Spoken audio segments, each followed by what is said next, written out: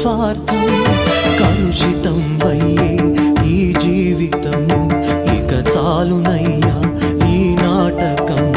లయకారక